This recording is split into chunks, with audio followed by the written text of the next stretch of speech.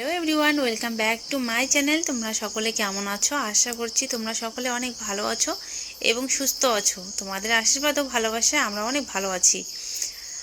আজকে অনেক দিন পর আসলাম তোমাদের সামনে। তোমাদেরকে বলেছিলাম আমি যে দুর্গাপুজোর ব্লগগুলো শেয়ার করব। হ্যাঁ, করেও ছিলাম, তারপর সেরকম করে করা হয়নি, পরে ডিলিট হয়ে গেছে কোনো না কোনো কারণে।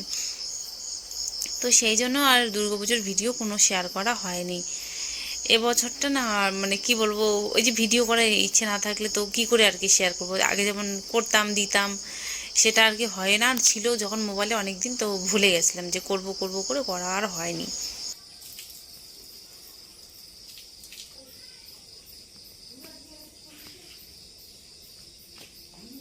আর আজকের হলো বাংলার কার্তিক মাসের 4 তারিখ। তো শাশুড়ি, মানে আজকে আমার শ্বশুরের বার্ষিক শ্রাদ্ধ। তো শাশুড়ি মা করে থাকেন উনি। আর ভাবলো যে বাড়িতে আজকে একটু গীতা পাঠ করি। আর উনি হলো কার্তিক মাস পালিত করে। তো এবছর করছে না, শরীর খারাপ নাকি ওনার, জ্বর। বলে যে জ্বর, শরীর খারাপ, কিভাবে করব। আর কার্তিক মাস যেহেতু নিয়মকানুন করলে খুব সকালবেলা উঠে, যারা পালিত করে খুব সকালবেলা উঠে স্নান করতে হয় ভোরে ভোরে। তো ওই জন্য উনি আর করেননি। তো তারপরে আর কি শ্বশুরের বার্ষিক শ্রাদ্ধ, তো দুপুরবেলা এমনি একটু যেটা করতে হয় নিয়মে করেছিল। আর এখন হলো এদিকে মানে হচ্ছে আর কি, যে কয়েকজন লোককে বলেছিল, তো ওনারা আসবে, যাদেরকে বলেছিল। গীতা পাঠ হচ্ছে, এখন তো কেউ নেই। আর এটা হলো মাসি শাশুড়ি, উনি মামি শাশুড়ি, সরি। তো উনি হলো এখন রান্না করছেন। এখানে হলো ডাল ডাল আর একটা মানে রান্না করা হয়েছিল, মানে সাদা ভাত করেছিল। আর আমি দূর থেকে ভিডিও করছি। তো এই পর্যন্ত আর ভিডিও করা হয়নি। একবারই আমি তোমাদের সঙ্গে কবে দেখা করবো বলতো, কালী পুজোর দিন। তো সেই দিনেই দেখা হচ্ছে, ততক্ষণ তোমরা দেখতে থাকো ভিডিওটা। এখানে চা নিয়ে এসেছে, সবাই মিলে চা খাচ্ছি। আমিও ওইদিকে সাইডে ছিলাম মোবাইলটা ধরে, তো তার জন্যই আর কি আমাকে দেখানো হয়নি। চলো তাহলে একবারে কালী পুজোর দিন তোমাদের সঙ্গে দেখা হচ্ছে। সবাই ভালো থেকো ততক্ষণে। তো শুভ দীপাবলি সবাইকে। আর ভাবলাম যে ব্লগটা করবো না, তবু ইচ্ছে হলো যে এখন থেকে করি। তো ঠিক আছে, আমি এখন পুজো দেবো, তাই তোমাদের সঙ্গে একটু ছোট্ট করে একটু শেয়ার করি। অনেকদিন থেকে ভিডিও দেওয়া হয় না, তোমাদের সঙ্গে আবার আমি শেয়ার করবো সব কিছু। তো চলো, এতক্ষণ আমি সব কিছু রেডি করলাম। রেডি করে এই যে মাত্র আমি নিজে রেডি হলাম, শাড়ি পরলাম। শাড়ি পরে এই দেখো, এই দেখো পায়ে আলতা পরেছি, আলতা পরে আর এই যে শাড়ি পরে আমি রেডি হয়ে গেছি। আর এদিকে দীপগুলো আছে, প্রদীপগুলো, এগুলো এখন তেল টেল দিব, ইসে করবো, রেডি করব। চলো তোমাদের সঙ্গে শেয়ার করি তাহলে। তা আজকে কালী পুজোর দিন, মানে সেই দিনের পরে কালী পুজোর দিন একবারে ব্লগ করলাম। তো এইখানে দেখো, মানে প্রদীপগুলো আমি অনেকক্ষণে বলতে আমার লেট হয়ে গেছিলো একটু ভেজানো, তাড়াতাড়ি ভেজাতে হতো। আর মানে তাড়াতাড়ি যদি সকালবেলার দিকে করতাম আর দুপুরের দিকে যদি তুলে তুলে রোদে দিতাম তাহলে ভালো হতো। তো এখনও কিন্তু ভেজা ভেজায় আছে, তবু কোনো অসুবিধা হবে না। তো এখানে আমি রেডি করে নিচ্ছি সবগুলো। রেডি করে বাইরে নিয়ে যাব, ঘরের মধ্যে যেখানে যেখানে দিতে হয় সব জায়গায় দিব।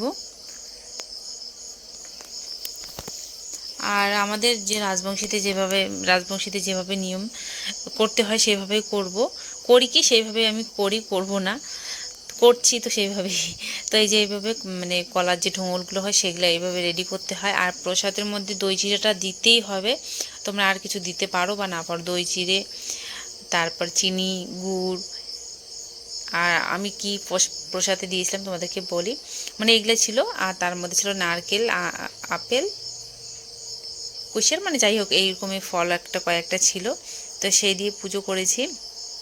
এখানে ঠাকুর পাটে পুজো দিয়ে আর ঘরে দিয়ে আসছি। মা লক্ষ্মীকে নাকি চিড়ে দিতে নেই, তো ফল প্রসাদ দিয়ে আসছি। তারপরে এখন আমাদের যে নিয়ম যেটা আর কি, যে মৃত মানুষকে যারা আর কি নেই এই পৃথিবীতে, যেমন আমার বাবা নেই, তারপর আমার বরের বাবা মা নেই, তো ও দেখো ওইদিকে দিয়ে দিয়েছি দুজনকে। আমার শাশুড়ি মা আর শ্বশুরকে দুজনকেই দেওয়া হয়ে গেছে।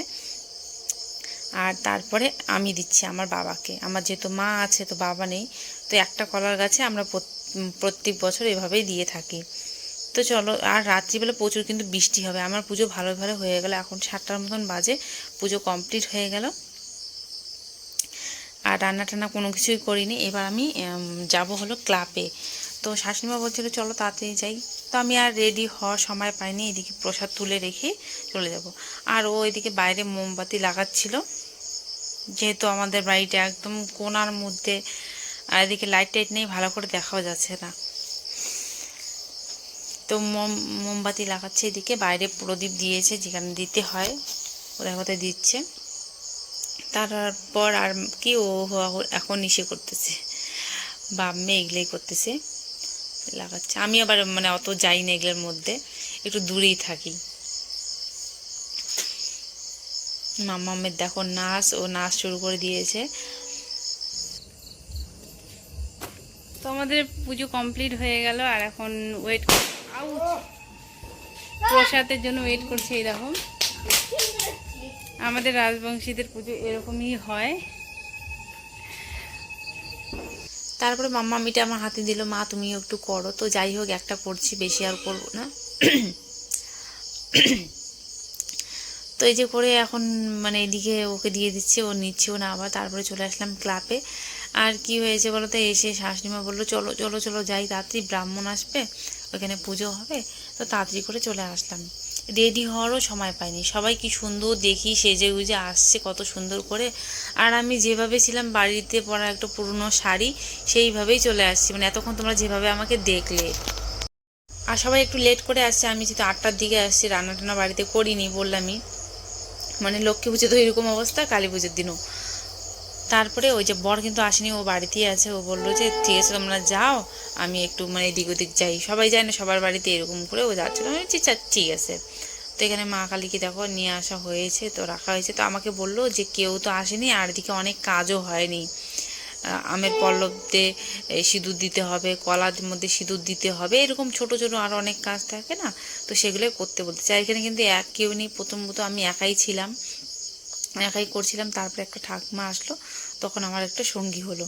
তো ঠাকুমা আর আমি মিলে সবগুলো কাজ করলাম, মানে কাজ বলতে ঠাকুরের জন্য রেডি করলাম এই জিনিসগুলো। তারপর মালা হয়নি, ঠাকুরকে মালা দিতে হয়, তো ওই জন্য মালা বানাচ্ছি। 5টা বলতেছে, 5টা ফুল দিয়ে এভাবে করে দাও। তো যাই হোক করে দিচ্ছি। ফুল দিয়ে ঠাকুমা কয়টা 2টা বোধহয় করলো, আর আমি বোধহয় 3টা মালা বানালাম। তারপরে এখানে ধান রেডি করতে হয়, সেই সব প্রসাদ সামনে নিয়ে যেতে। এখন কিন্তু সবাই এসে গেছে, সবার ভোগের প্রসাদ দেখতে পাচ্ছ, এনে রেখে দিয়েছে। বাইরে সবাই বসে আছে সুন্দর করে সেজে গুজে, আর আমি ওইভাবে পাগলের মতন চলে আসছি। যাই হোক, কিছু আর করার নেই। আর আমি এবার প্রথম কালী পুজোতে অঞ্জলি দিব। আমি দিতে পারি না, মানে অনেক রাত করে হয়, তো আমি পুজো টুজো দিয়ে বাড়িতেই থাকি। আর কালী পুজো তো কোনো দিনও দেয়নি, যেটা সত্যি কথা। তো এই যে মালা বানিয়ে দিয়েছিলাম।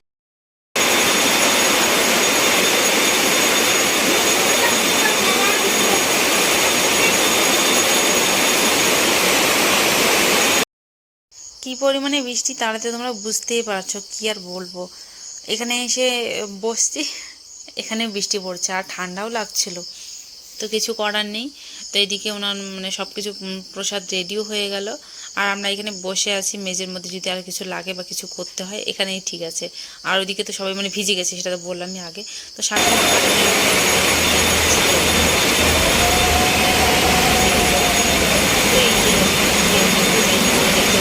করে আসছি, এই যে এইভাবে আসছি, মানে যেভাবে বাড়িতে পুজো দিচ্ছিলাম সেইভাবে পুজো দেওয়া হয়ে গেছে, এখানে চলেও আসছি। তো ঠাকুমা বলতেছে আমাকেও তুলতেছিস হ্যান ত্যান, ওইটাই বলতেছে। ঠাকুমা হয় তো উনি একটু ইয়ে করতেছিল, এরকম করে তুলতেছিস, আমাকে হ্যাঁ এরকম করে। তো আর আমাদের অঞ্জলি এখানে 10টার দিকে হয়, 10টা। আর বাড়ি যেতে যেতে 11টার দিকে বাড়িতে আমরা যাই। আর প্রত্যেক বছর না আমি আসি, গত বছর এসেছিলাম, তখন ঠান্ডা ছিল, হাওয়া হাওয়া একটা ভাব ছিল, তারপরে বাড়িতে ঘুরে গেছি, আর দেওয়া হয়নি। এখানে পরের দিন আমাদের ক্লাবে হবে, প্রসাদ খাওয়ানো হবে। তো ঠাকুমা বলছে কালকে তো কেমন করে পাগলির মতন করে গেছিস, তোকে না আজকেই ভাল লাগতেছে। আমি বললাম হ্যাঁ, কালকে তো সাজতে পারিনি, তো এই যে আজকে সেজে গুজে যাচ্ছি। তো চলো, ভিডিওটা কেমন লাগলো কমেন্টে জানিও।